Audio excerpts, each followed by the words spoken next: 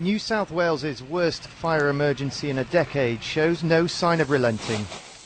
Across the state, firefighters again battled through the night to try and contain fire fronts stretching hundreds of kilometres.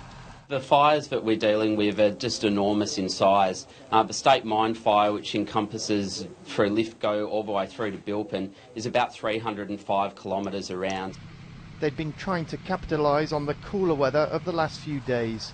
But that is now over, with forecasters predicting temperatures back in the 30s, dangerously high winds and little prospect of rain.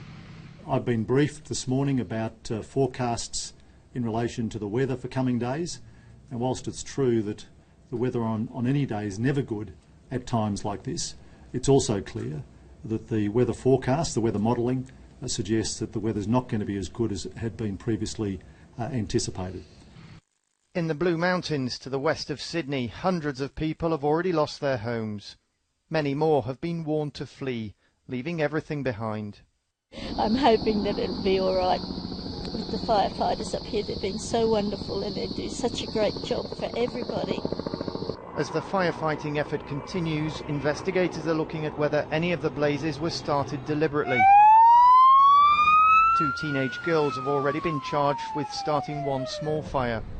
Police say they're monitoring dozens of so-called firebugs, people with a history of committing arson. The fires have come unusually early in the season and follow Australia's hottest year on record. As the country faces a long and dangerous summer, that has raised the inevitable questions about the impact of climate change. John Donnison, BBC News in New South Wales.